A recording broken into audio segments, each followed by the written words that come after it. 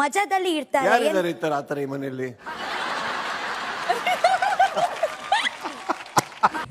Hi hello ನಮಸ್ತೆ, ನಾನು ರಾಜು. ಅಷ್ಟೇ ನೀವು ನೋಡ್ತೀರಾ centre point Kannada YouTube channel. Gilli ಕಂಡ್ರೆ ನನಗಿಷ್ಟ. ಗಿಲ್ಲಿಯ ಕಿತಾಪತಿ ಅಂತೂ ನನಗೆ ತುಂಬಾನೇ ಇಷ್ಟ. ಸತ್ಯ ಒಪ್ಕೊಂಡ್ಬಿಟ್ರು ರಕ್ಷಿತಾ ಶೆಟ್ಟಿ, ಕಿಚ್ಚ ಸುದೀಪ್ ಹೇಳಿದ್ದೇನು, ಇವೆಲ್ಲವನ್ನು ನೋಡೋಣ. ಅದಕ್ಕಿಂತ ಮೊದಲು ಇಲ್ಲಿ ತನಕ ನಮ್ಮ ಚಾನಲ್ನ ಸಬ್ಸ್ಕ್ರೈಬ್ ಮಾಡಿಲ್ಲ ಅಂದ್ರೆ ಈಗಲೇ ಸಬ್ಸ್ಕ್ರೈಬ್ ಮಾಡಿ, ಜೊತೆಗೆ ಕಾಮೆಂಟ್ಗಳ ಮುಖಾಂತರ ತಮ್ಮ ಅಭಿಪ್ರಾಯವನ್ನು ತಿಳಿಸಬಹುದು. ಎಸ್ ವೀಕ್ಷಕರೇ, ಬಿಗ್ ಬಾಸ್ ಸೀಸನ್ 12ರ ಫೈನಲ್ಗೆ ಮುಹೂರ್ತ ಫಿಕ್ಸ್ ಆಗಿದ್ದು ಇದೇ ಜನವರಿ 17 ಮತ್ತು 18ಕ್ಕೆ ಬಿಗ್ ಬಾಸ್ ಸೀಸನ್ 12ರ ಫೈನಲ್ ನಡೆಯುತ್ತೆ ಮತ್ತು 18ಕ್ಕೆ ಬಿಗ್ ಬಾಸ್ ವಿನ್ನರ್ ಯಾರು ಅನ್ನೋದು ಅರ್ಥ ಆಗುತ್ತೆ. ಇದರ ಮಧ್ಯೆ ಇದೀಗ ಸುದೀಪ್ ಅವರು last but not the least ಮತ್ತೊಂದು ಕಟಕಟೆಯನ್ನು ನಡೆಸ್ಕೊಳ್ತಾ ಇದ್ದಾರೆ. ಅದರಲ್ಲಿ ಇವತ್ತು ಒಬ್ಬ ಸ್ಪರ್ಧಿ ಹೊರಗೆ ಹೋಗುವಂತ ಎಲ್ಲ ಚಾನ್ಸಸ್ ಇದೆ. ಅದರಲ್ಲೂ ಮುಖ್ಯವಾಗಿ ಫೀಮೇಲ್ ಕಂಟೆಸ್ಟೆಂಟ್ ಹೊರಗೆ ಹೋಗಿದ್ದಾರೆ ಅನ್ನುವಂತ ಖಚಿತ ಮಾಹಿತಿ ಇದೀಗ ಸಿಗ್ತಾರೆ. ಇನ್ನೇನು ಕೆಲವೇ ಗಂಟೆಗಳೇ ಅದು ಅಧಿಕೃತವಾಗಿ ಅನೌನ್ಸ್ ಆಗುತ್ತೆ. ನಾನು ಈಗಾಗಲೇ ಕ್ಲೂಯನ್ನು ಕೊಟ್ಟಿದ್ದೆ. ಗಿಲ್ಲಿ ಅವರಿಗೆ ಟಾಕ್ಸಿಕ್ ಎನ್ನಂತ ಮಳ್ಳವಳ್ಳಿಯ ಹುಡುಗಿ ಬಿಗ್ ಬಾಸ್ ಮನೆಯಿಂದ ಹೊರಗೆ ಹೋಗಿದ್ದಾರೆ ಅನ್ನುವಂತ ಒಂದು ಕ್ಲೂ ಕೂಡ ಕೊಟ್ಟಿದ್ದೆ. ಅದು ಒಂದ್ ಸೈಡ್. ಇನ್ನು ಕಿಚ್ಚನ ಕಟಕಟೆಯಲ್ಲಿ ಈ ಸಲ ಸ್ವಲ್ಪ ತಮಾಷೆಯಾಗಿತ್ತು. ಯಾರನ್ನು ಕೂಡ ಕಿಚ್ಚ ಅವರು ಟಾರ್ಗೆಟ್ ಮಾಡಿ ಮಾತನಾಡಿಲ್ಲ. ಈ ವಾರದ ನಿನ್ನೆ ತನಕ ಎಲ್ಲವೂ ಕೆಲವೊಂದು ಗೊಂದಲ ಇತ್ತು. ಅಶ್ವಿನಿ ಗೌಡ ಅವರು ಗಿಲ್ಲಿ ಅವರಿಗೆ ಆಡಿದ ಮಾತು, ಗಿಲ್ಲಿ ಏಕವಚನದಲ್ಲಿ ಆಡಿದ ಮಾತು ಎಲ್ಲವೂ ಕೂಡ ಕಿಚ್ಚನ ಕಟಕಟೆಯಲ್ಲಿ ನ್ಯಾಯ ತೀರ್ಮಾನ ಆಗತ್ತೆ, ಕಿಚ್ಚ ಅವರು ಕ್ಲಾಸ್ ತೆಗೆದುಕೋತಾರೆ ಅನ್ನುವಂತ ಮಾತಿತ್ತು. ಆದ್ರೆ ಅವ್ಯಾವುದಕ್ಕೂ ಕೂಡ ಕಿಚ್ಚ ಸುದೀಪ್ ಅವರು ಅವಕಾಶ ಕೊಡ್ಲಿಲ್ಲ. ಅದಕ್ಕೆ ಎರಡು ಕಾರಣ. ಒಂದು, ಬಿಗ್ ಬಾಸ್ ನ TRP ಚೆನ್ನಾಗಿ ಬರ್ತಾ ಇದೆ, ಜೊತೆಗೆ ಬಿಗ್ ಬಾಸ್ ಕೊನೆ ಹಂತದಲ್ಲಿದೆ. ಮತ್ತೊಂದು ಅಂದ್ರೆ ಮಾರ್ಕ್ ಸಿನಿಮಾ ಕೂಡ ತರೆ ಕಂಡು ಅದ್ದೂರಿಯಾಗಿ ಸಕ್ಸಸ್ ಕಂಡಿದೆ. ಹಾಗಾಗಿ ಈಗ ಒಂಥರ ಕಿಚ್ಚ ಸುದೀಪ್ ಅವರು ಜಾಲಿ ಮೂಡ್ ನಲ್ಲಿ ಇದ್ದಾರೆ. ನಗ್ನಾಗ್ತಾನೆ ಎಲ್ಲರಿಗೂ ಎಲ್ಲಿಡ್ಬೇಕಲ್ಲ ಅಲ್ಲೇ ಇಡ್ತಾ ಇದ್ದಾರೆ. ಇದು ಒಂದು ಪಾಯಿಂಟ್. ಇನ್ನು ಕಿಚ್ಚನ ಕಟಕಟೆಯಲ್ಲಿ ಜೋವೆಲ್ಲಾಗಿ ಮಾತನಾಡ್ತಾ ಇರುವಾಗ ರಕ್ಷಿತಾ ಶೆಟ್ಟಿ ಅವರ ಖಾಲಿ ಎಳೆಯುವುದು ಸಾಮಾನ್ಯವಾಗಿ ರಕ್ಷಿತಾ ಶೆಟ್ಟಿ ಅವರ ಲ್ಯಾಂಗ್ವೇಜ್ ಆಗಿರ್ಬೋದು, ರಕ್ಷಿತಾ ಶೆಟ್ಟಿ ಅವರ ಮ್ಯಾನರಿಸಮ್, ರಕ್ಷಿತಾ ಶೆಟ್ಟಿ ಅವರ ಒಂದು ಲ್ಯಾಂಗ್ವೇಜ್ ಆಕ್ಸೆಂಟ್ ಅನ್ನ ಖಾಲಿ ಎಳೆಯುವುದು ಕಿಚ್ಚ ಸುದೀಪ್ ಅವರಿಗೆ ತುಂಬಾ ಖುಷಿ ಮತ್ತು ಅದು ಎಂಟರ್ಟೈನ್ಮೆಂಟ್ ಕೊಡೋ ವಿಷಯದಲ್ಲಿ ಮಾತ್ರ.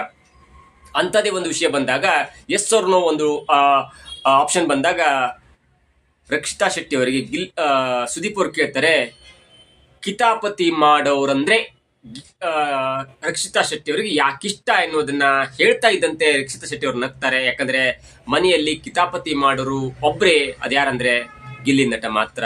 ಅಲ್ಲಿ 4 ಜನ ಇದ್ದಾರೆ. ಗಿಲ್ಲಿ ಇದ್ದಾರೆ, ರಘು ಇದ್ದಾರೆ, ಧನುಷ್ ಇದ್ದಾರೆ, ಧ್ರುವಂತ್ ಇದ್ದಾರೆ. ಈ 4 ಪೈಕಿ ತುಂಬಾನೇ ಕಿತಾಪತಿ, ಆ ಮಿಕ್ಕ 3 ಕಿತಾಪತಿ ಮಾಡೋದಿಲ್ಲ ಬಿಡಿ. ಗಿಲ್ಲಿ ತುಂಬಾ ಕಿತಾಪತಿ ಮಾಡ್ತಾರೆ ಮತ್ತು ಗಿಲ್ಲಿ ಕಂಡ ತುಂಬಾ ಇಷ್ಟ ಎನ್ನುವಂತ ಮಾತು ಈಗಾಗಲೇ ಅನೇಕ ಬಾರಿ ಹೇಳಿದ್ದುಂಟು. ಹಾಗಾಗಿ ಕಿಚ್ಚ ಸುದೀಪ್ ಅವರು ಇವತ್ತು ಕೇಳ್ತಾರೆ, ಕಿತಾಪತಿ ಮಾಡುವವರು ಇಷ್ಟನಾ ಎನ್ನುವಂತ ಮಾತು ಕೇಳಿದಾಗ ಹೌದು ನನಗಿಷ್ಟ ಎನ್ನುವಂತ ಮಾತು ಹೇಳ್ತಾರೆ ಮತ್ತು ಅಷ್ಟಕ್ಕೆ ಅವರು ನಾಚಿ ನೀರಾಗ್ತಾರೆ. ಅದಾದ ನಂತರ ಮನೆಯಲ್ಲಿ ಯಾರು ಕಿತಾಪತಿ ಮಾಡ್ತಾರೆ ಎನ್ನುವಂತ ನೇರವಾದ ಒಂದು ಪ್ರಶ್ನೆಯನ್ನು ಕೇಳಿದಾಗ ಅದಕ್ಕೆ ಮತ್ತೆ ನಾಚಿ ನೀರಾದಂತ ರಕ್ಷಿತಾ ಶೆಟ್ಟಿ ಅವರು ಹೇಳ್ತಾರೆ, ಇಲ್ಲಿ ಗಿಲ್ಲಿ ಕಿತಾಪತಿಯನ್ನು ಮಾಡ್ತಾರೆ ಎನ್ನುವಂತ ನೇರ ಉತ್ತರವನ್ನು ಕೊಡ್ತಾರೆ. ಅಷ್ಟಕ್ಕೆ ಗೊತ್ತಾಗುತ್ತೆ ಕಾವ್ಯಳ ಹೊರತಾಗಿ ರಕ್ಷಿತಾ ಶೆಟ್ಟಿಗೂ ಕೂಡ ಗಿಲ್ಲಿ ಅಂದ್ರೆ ಇಷ್ಟ, ಮಿಕ್ಕವರೆಲ್ಲರೂ ಕೂಡ ಸೀರಿಯಸ್ ಆಗಿರ್ತಾರೆ ಎನ್ನುವಂತ ಮಾತನ್ನ ಹೇಳ್ತಾರೆ. ಯಾಕಿಷ್ಟ ಅನ್ನೋದನ್ನ ಕಿಚ್ಚ ಸುದೀಪ್ ಅವರು ಕೇಳಿದಾಗ, ಇಲ್ಲ ಗಿಲ್ಲಿ ಅವರು ಆರಾಮಾಗಿರ್ತಾರೆ, ಬಿಂದಾಸ್ ಆಗಿರ್ತಾರೆ, ಯಾವ್ದಕ್ಕೂ ಕೂಡ ತಲೆ ಕೆಡಿಸ್ಕೊಳ್ಳಲ್ಲ, ಹಾಗಾಗಿ ಗಿಲ್ಲಿ ಅವರಂದ್ರೆ ನನ್ಗೆ ಇಷ್ಟ ಎನ್ನುವಂತ ಸತ್ಯವನ್ನ ಇವತ್ತು ಕಿಚ್ಚ ಸುದೀಪ್ ಮುಂದೆ ಒಪ್ಕೊಂಡಿದ್ದಾರೆ. ಅದಕ್ಕೆ ಪ್ರತ್ಯುತ್ತರವನ್ನು ಕೊಟ್ಟಂತ ಕಿಚ್ಚ ಸುದೀಪ್ ಅವರು ಹೇಳ್ತಾರೆ, ಕಾವ್ಯ ಅವರೇ ನಿಮ್ಗೂ ಕೂಡ ಒಂದು ಕಾಂಪಿಟೇಟರ್ ಬಂದ್ರು ಎನ್ನುವಂತ ಒಂದು ಮಾತನ್ನು ಹೇಳಿ ಅಷ್ಟಕ್ಕೆ ಅದನ್ನ ಮುಂದುವರಿಸಲ್ಲ. ಯಾಕಂದ್ರೆ ಬಿಗ್ ಬಾಸ್ ಅಂದ ಕೂಡಲೇ ಇದು ಮೈಂಡ್ ಗೇಮ್ ಅಂತ ನಾನು ಹೇಳಿದ್ದೇನೆ. ಈ ಒಂದು ಕಾದಂಬರಿ ಮುಖಾಂತರ ಸ್ಟಾರ್ಟ್ ಆದಂತ ಈ ಬಿಗ್ ಬಾಸ್ ಎನ್ನುವಂತ ಶೋ ಅಂದ್ರೆ ಜಾರ್ಜ್ ಓರ್ವೆಲ್ ಎನ್ನುವಂತ ಇಂಗ್ಲಿಷ್ ಕಾದಂಬರಿಕಾರ ಬರೆದಂತ 1984 ಎನ್ನುವಂತ ಕಾದಂಬರಿಯಿಂದ ಒಂದೊಂದು ಎಳೆಯಾಗಿ ತೆಗೆದುಕೊಂಡು ಬಂದು ಈಗ ಅದು ಬಿಗ್ ಬಾಸ್ ಎನ್ನುವಂತ ಕಥೆಯಾಗಿ ಹುಟ್ಕೊಂಡಿದೆ. ಬಿಗ್ ಬಾಸ್ ಎನ್ನುವಂತ ಒಂದು ರಿಯಾಲಿಟಿ ಶೋ ಹುಟ್ಕೊಂಡಿದೆ. ಅದರ ಮುಂದುವರೆದ ಭಾಗವಾಗಿ ನಾವು ಕೆಲವೊಂದು ಕಂಟೆಸ್ಟೆಂಟ್ ಗಳನ್ನ ಬೈತೇವೆ, ಕೆಲವೊಂದು ಕಂಟೆಸ್ಟೆಂಟ್ಗಳು ನಮ್ಗೆ ಒಂದ್ ಸ್ವಲ್ಪ ಇರಿಟೇಷನ್ ಆಗ್ತಾರೆ. ಅದು ಕಾಮಿಡಿ ಜಾಸ್ತಿ ಆದ್ರೂ ಆಗುತ್ತೆ, ಕೆಲವೊಂದ್ಸಲ ಈ ಕಿತಾಪತಿ ಆದ್ರೂ ಆಗುತ್ತೆ, ಕೆಲವೊಂದ್ಸಲ ಅಶ್ವಿನಿ ಗೌಡ ಅವರ ಈ ಏಕವಚನ ಕೂಡ ಇರಿಟೇಷನ್ ಆಗುತ್ತೆ. ಆದ್ರೆ ಅಶ್ವಿನಿ ಗೌಡ ಅವರನ್ನ ನಾವು ಒಂದು ಹಂತದಲ್ಲಿ ಮೆಚ್ಚಲೇಬೇಕಾಗತ್ತೆ. ಅಶ್ವಿನಿ ಗೌಡ ಅವರು ಫ್ರಮ್ ದ ಸ್ಟಾರ್ಟಿಂಗ್ ಇಂದ ಅವರು ಏಕಾಂಗಿ ಹೋರಾಡ್ತಿದ್ದಾರೆ. ಅವರ ಬೆಂಬಲಕ್ಕೆ ಅನೇಕ ಬಂದಿರಬಹುದು, ಧ್ರುವಂತ್ ಬಂದಿರಬಹುದು, ಬೇರೆ ಬೇರೆ ಕಂಟೆಸ್ಟೆಂಟ್ಗಳು ಬಂದಿದ್ರು ಕೂಡ ಅವರ ಹೋರಾಟ ನೇರವಾಗಿ ಗಿಲ್ಲಿಯ ವಿರುದ್ಧವೇ ಇತ್ತು. ಗಿಲೆ ಜೊತೆ ಕಾಂಪ್ರಮೈಸ್ ಅಂದ್ರೆ ಗಿಲೆ ಜೊತೆ ಚೆನ್ನಾಗಿದ್ಕೊಂಡು ಗಿಲೆ ಜೊತೆಗಿದ್ದೆ, ಆಗ ಗಿಲ್ಲಿಯನ್ನು ಕೂಡ ಸೋಲಿಸಬಹುದಿತ್ತೇನು. ಆದ್ರೆ ಅವರು ತನ್ನ ಏಕಾಂಗಿ ಹೋರಾಟವನ್ನು ಮಾಡಿದ್ರು ಮತ್ತು ಆ ಹೋರಾಟದಲ್ಲಿ ಅವರು ತಕ್ಕ ಮಟ್ಟಿನ ಯಶಸ್ಸನ್ನು ಕಂಡ್ರು. ಅವ್ರು ಯಾರ ಜೊತೆನೂ ಮರ್ಜ್ ಆಗಿಲ್ಲ.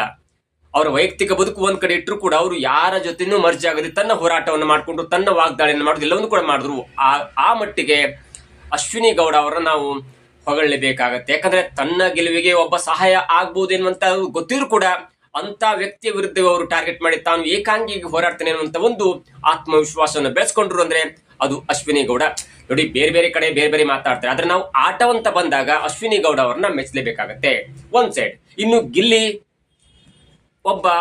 ಎನ್ನುವಂತ ಒಬ್ಬ ವ್ಯಕ್ತಿ ಯಾರ ಮೇಲೂ ಡಿಪೆಂಡ್ ಆಗಿಲ್ಲ. ತಾನು ಓಟದ ಕುದುರೆ, ನಾನು ಸಿಂಹ, ನಾನು ಹುಲಿ ಅನ್ನುವಂತ ಕಾರಣಕ್ಕಾಗಿ ತಾನು ಒಬ್ಬನೇ ಆಡ್ತೇನೆ, ನನಗೆ ಯಾರ ಸಹಾಯವೂ ಬೇಡ ಅನ್ನುವಂತ ಕಾರಣಕ್ಕಾಗಿ ಗಿಲ್ಲಿ ಒಂದ್ ಕಡೆ ತನ್ನ ಓಟವನ್ನು ಮುಂದುವರಿಸ್ತಾನೆ ಮತ್ತು ಗಿಲ್ಲಿ ಈ ಸಲದ ಬಿಗ್ ಬಾಸ್ ಗೆಲ್ತಾನೆ ಎನ್ನುವಂತ ಮಾಹಿತಿ ಅದೀಗ ಖಚಿತವಾಗುತ್ತೆ. ಮತ್ತು ಯಾರು ಕೇಳಿದ್ರು ಕೂಡ, ಸಣ್ಣ ಮಕ್ಕಳು ಕೇಳಿದ್ರು ಕೂಡ ಬಿಗ್ ಬಾಸ್ ಸೀಸನ್ 12 ಯಾರು ವಿನ್ ಆಗ್ತಾರೆ ಅಂದ್ರೆ ಅದು ಗಿಲ್ಲಿ ನಟ ಎನ್ನುವುದು ಅನೇಕರು ಹೇಳ್ತಾ ಇದ್ದಾರೆ ಮತ್ತು ಅದು ಸತ್ಯವಾಗುವಂತ ಕಾಲ ಸನ್ನಿಹಿತವಾಗಿದೆ. ಇನ್ನು ಬೇರೆ ಬೇರೆ ಕಂಟೆಸ್ಟೆಂಟ್ ಗಳ ವಿಚಾರಕ್ಕೆ ಬಂದಾಗ ಅಶ್ವಿನಿ ಗೌಡ ಅವರು ಹೇಳ್ತಾರೆ, ಗಿಲ್ಲಿ ತಾನು ಫೈನಲಿಗೆ ಹೋಗ್ತೇನೆ ಏಕಾಂಗಿಯಾಗಿ, ಜೊತೆಗೆ ಕೆಲವೊಬ್ಬರನ್ನು ಕೂಡ ನಾನು ಫೈನಲಿ ಕರ್ಕೊಂಡು ಹೋಗ್ತೇನೆ ಎನ್ನುವಂತ ಮಾತನ್ನು ಹೇಳಿದ್ದ. ಅದು ಈಗ ಸತ್ಯವಾಗೋ ಹಂತಕ್ಕೆ ಬಂದಿದೆ. ಯಾಕಂದ್ರೆ ಗಿಲ್ಲಿ ಫೈನಲಿಗೆ ಹೋಗ್ತಾನೆ, ಅದರಲ್ಲಿ ನೋ ಡೌಟ್. ಜೊತೆಗೆ ಕೆಲವೊಬ್ಬರನ್ನ ಅವನು ಫೈನಲಿ ಕರ್ಕೊಂಡು ಹೋಗ್ತಾನೆ, ಗಿಲ್ಲಿ ನಟ ಫೈನಲಿ ಕರ್ಕೊಂಡು ಹೋಗ್ತಾನೆ. ಅದರ ಒಂದು ಸಂದರ್ಭವನ್ನು ವಿವರಣೆ ಮಾಡೋದಾದ್ರೆ, ಗಿಲ್ಲಿ ನಟನ ಜೊತೆ ಕಾವ್ಯ ಇರ್ಲಿಲ್ಲ ಅಂದಿದ್ರೆ ಕಾವ್ಯ ಎಲಿಮಿನೇಟ್ ಆಗಿ ಮನೆಗೆ ಹೋಗಿ ಎಷ್ಟೋ ದಿನಗಳಾಗ್ತಿದ್ದು. ನಾನು ಒಬ್ಬರ ಕಂಟೆಸ್ಟೆಂಟ್ ಗಳ ಬಗ್ಗೆ ಹೀಗೆ ಹಾಗೆ ಮಾತನಾಡಬಾರ್ದು, ಆದ್ರೆ ವಸ್ತುಸ್ಥಿತಿಯನ್ನ ಗಮನಿಸ್ತಾ ಹೋದ್ರೆ as compare to Ashwini Gowda ಅವರ ಬಗ್ಗೆ ಕಂಪೇರ್ ಮಾಡ್ತಾ ಹೋದ್ರೆ ಅಶ್ವಿನಿ ಗೌಡ ಅವರು ಏಕಾಂಗಿಯಾಗಿ ಸಿಂಹಣ್ಣಿ ತರ ಒಬ್ಬರೇ ನಿಂತ್ಕೊಂಡು ಇಲ್ಲೇ ತನಕ ಬಂದಿದ್ದಾರೆ. ಅವರ ಬಗ್ಗೆ ತುಂಬಾ ಗೌರವವಿದೆ. ಬೇರೆ ಬೇರೆ ವಿಡಿಯೋದಲ್ಲಿ ಬೇರೆ ಬೇರೆ ತರ ಮಾತಾಡ್ತೇವೆ. ಆದ್ರೆ ಈ ವಿಷಯಕ್ಕೆ ಬಂದಾಗ, ಈ ಸ್ಪರ್ಧೆ ಅನ್ನುವಂಥ ವಿಚಾರಕ್ಕೆ ಬಂದಾಗ, ಅಥವಾ ಮಾತಿನ ಹೊರತಾಗಿ, ಮಾತಿನಲ್ಲಿ ಅಶ್ವಿನಿ ಗೌಡರು ಸ್ವಲ್ಪ ಹಳಿ ತಪ್ಪಿದುಂಟು, ಅದ್ರ ಬಗ್ಗೆ ನಾವು ವಿಡಿಯೋ ಮಾಡಿದ್ವಿ. ಆದ್ರೆ ಈ ಸ್ಪರ್ಧೆ ಮತ್ತು ಹೋರಾಟ ಎನ್ನುವಂಥ ವಿಚಾರಕ್ಕೆ ಬಂದಾಗ ಅಶ್ವಿನಿ ಗೌಡ ಅವರು ನೇರವಾಗಿ ಹೇಳಿದ್ರು, ಗಿಲ್ಲಿ ಫೈನಲ್ ಹೋಗ್ತಾನೆ ಅಂತ ಆತ್ಮವಿಶ್ವಾಸ ಅವನಿಗಿದೆ. ಜೊತೆಗೆ ಅವನಿಗೆ ಮತ್ತೊಂದು ಆತ್ಮವಿಶ್ವಾಸ ಇದೆ, ಅದೇನಂದ್ರೆ ತನ್ನ ಜೊತೆ ಮತ್ತೆ ಕೆಲವೊಬ್ಬರನ್ನು ಕೂಡ ಫೈನಲ್ ಕರ್ಕೊಂಡು ಹೋಗ್ತೇನೆ ಅಂತ ಆತ್ಮವಿಶ್ವಾಸ ಇದೆ ಅನ್ನುವಂತ ಮಾತನ್ನು ಹೇಳಿದ್ದಾನೆ ಅನ್ನುವಂತ ಮಾತನ್ನ ಅಶ್ವಿನಿ ಅವರು ಹೇಳಿದ್ರು. ಅದು ಈಗ ಸನ್ನಿಹಿತ ಆಗ್ತದೆ. ಯಾಕಂದ್ರೆ ನಾನು ಈಗಾಗಲೇ ಹೇಳ್ದಂಗೆ ಗಿಲ್ಲಿ ಫೈನಲಿಗೆ ಹೋಗ್ತಾನೆ, ಅವ್ರ ಜೊತೆ ಕಾವ್ಯ ಕೂಡ ಇಲ್ಲಿಯ ತನಕ ಇರ್ಲಿಕ್ಕೆ ಗಿಲ್ಲಿಯ ಕಾರಣ. ಗಿಲ್ಲಿಯ ಜೊತೆ ಸ್ನೇಹ ಅಥವಾ ಬೇರೆ ಪ್ರೀತಿ ಗೌರವ ಏನೂ ಇಲ್ಲ ಅಂದಿದ್ರೆ ಕಾವ್ಯ ಅವರು ಮನೆಗೆ ಹೋಗಿ ಎಷ್ಟು ದಿನಗಳಾಗ್ತಾ ಇತ್ತು. ಇನ್ನು ಎರಡನೇ ಕಂಟೆಸ್ಟೆಂಟು, ಅದು ಪ್ರೀತಿ ಬಾಂಧವ್ಯ ಗೌರವ ಎಲ್ಲವೂ ಅದು ಬೇರೆ ಬೇರೆ ತರ ಪೋಟ್ರೆ ಆಗುತ್ತೆ. ಅದಿಲ್ಲ ಅಂದ್ರೆ ಇಲ್ಲಿ ತನಕ ಬರ್ಲಿಕ್ಕೆ ಸಾಧ್ಯ ಇಲ್ಲ. ಜೊತೆಗೆ ರಕ್ಷಿತಾ ಶೆಟ್ಟಿ ಅವರು ಸ್ಟಾರ್ಟಿಂಗ್ ಒಂದು 50 ಡೇಸ್ ಅವರ ಮ್ಯಾನರಿಸಮ್, ಅವರ ಹಾವ ಭಾವ, ಅವರ ಒಂದು ಎಲ್ಲವೂ, ಅವರ ಆಟ, ಅವರ ನೇರ ನುಡಿ ಎಲ್ಲವೂ ಕೂಡ ಪ್ಲಸ್ ಪಾಯಿಂಟ್ ಆಯ್ತು. ಆದ್ರೆ ಗೆಲ್ಲುವ ಹಂತಕ್ಕೆ ಬೇಕಾದಂತ ಒಂದು ಪೈಪೋಟಿ ಬೇಕಾಗತ್ತಲ್ಲ. ನೀವು ಕೆಲವೊಂದಿಷ್ಟು ದಿನಗಳ ಅಂದ್ರೆ ನೀವು 16 ಟೀಮ್ಗಳಿದೆ, 1 ಹಂತ 2 ಹಂತ 3 ಹಂತ ಎಲ್ಲಾನು ಪಾಸ್ ಮಾಡಿ ಚಿಕ್ಕ ಚಿಕ್ಕ ಟೀಮ್ಗಳನ್ನ ಹೊಡೆದು ಒಂದು ಹಂತಕ್ಕೆ ಬರ್ಬೋದು, ಕ್ವಾರ್ಟರ್ ಫೈನಲ್ ಬರ್ಬೋದು, ಸೆಮಿಫೈನಲ್ ತನಕ ಬರ್ಬೋದು. ಆದ್ರೆ ಅಲ್ಲಿ ಸಿಗುವಂತ ಆ ತಂಡಗಳ ವಿರುದ್ಧ ಹೋರಾಡ್ಬೇಕಂದ್ರೆ ನಿಮ್ಗೆ ಇಂಡಿವಿಜುವಲ್ ತಾಕತ್ ಬೇಕಾಗತ್ತೆ. ಅದು ಇಲ್ಲ ಅಂದಿದ್ರೆ ಸ್ವಲ್ಪ ಕಷ್ಟ ಆಗತ್ತೆ. ನಾ ಅದನ್ನೇ ಮಾತು ಹೇಳ್ತಿದ್ದೀನಿ. ರಕ್ಷಿತಾ ಶೆಟ್ಟಿ ಅವರು ಗೆದ್ಕೊಂಡು ಬಂದ್ರು, ಬೇರೆ ಸ್ಪರ್ಧಿಗಳಿಗಿಂತ ನೇರವಾಗಿ ಆಟ ಆಡಿದ್ರು, ಕೆಲವೊಂದು ಜಗಳವನ್ನ ತಣ್ಣಗಾಗಿಸ್ತಾರೆ. ಬರ್ತಾ ಬರ್ತಾ ಬರ್ತಾ ಕಾಂಪಿಟೇಷನ್ ಸ್ಟ್ರಾಂಗ್ ಆಗ್ತಾ ಹೋಗುತ್ತೆ. ಅದು ಅಶ್ವಿನಿ ಗೌಡ ಆಗಿರ್ಬೋದು, ಗಿಲ್ಲಿ ಆಗಿರ್ಬೋದು, ಅಥವಾ ನಿಯತ್ತಿನ ಹುಡುಗ, ಅಥವಾ ಅವನಿಗೆ ಒಬ್ಬ ಹುಡುಗನಿಗೆ ಕಲರ್ಸ್ ಕನ್ನಡ ವಾಹಿನಿಯ ಒಂದು ಬ್ಯಾಕಪ್ ಇದೆ ಮತ್ತು ಹುಡುಗಿಯರ ಒಂದು ದಂಡೆ ಇದೆ ಧನುಷ್ ಅವರಿಗೆ. ಹೀಗೆ ನೋಡ್ತಾ ಹೋದ್ರೆ, ಜೊತೆಗೆ ಕಾವ್ಯ ಎನ್ನುವಂತ ಹುಡುಗಿ ಗಿಲ್ಲಿ ಜೊತೆ ನಂಟಾಗಿದ್ರಿಂದ ಅವರಿಗೂ ಸ್ವಲ್ಪ ಮತ ಬರುವಂತ ಚಾನ್ಸಸ್ ಇದೆ. ತಾನಿಲ್ಲಿ ಸರ್ವ ಆಗ್ಬಹುದು ಎನ್ನುವಂತ ದೃಷ್ಟಿಯಲ್ಲಿ ಆಟ ಆಡ್ತಾ ಎಲ್ಲರನ್ನೂ ಬಗ್ಗು ಬಡಿತಾ ತನ್ನ ಆಟವನ್ನ ಆಡ್ತಾ ಇರುವಂತ ರಕ್ಷಿತಾ ಶೆಟ್ಟಿಯವರು ಕೂಡ ಒಂದ್ ಕಡೆ ರಘುವರು ಸೀರಿಯಸ್ ಆಗಿರ್ತಾರೆ, ಧ್ರುವಂತವರು ಅವ್ರು ಯಾವಾಗ ಏನಂತಾರಂತ ಅರ್ಥ ಆಗಲ್ಲ. ಧನುಷ್ ಅವರು ಒಂದ್ ಸ್ವಲ್ಪ ಮೂಡಿ ಆಗಿರ್ತಾರೆ. ಅವರು ಒಂದು ಲೆವೆಲ್ ಒಂದು ಸ್ಟ್ಯಾಂಡರ್ಡ್ ಮೇಂಟೈನ್ ಮಾಡ್ತಾರೆ.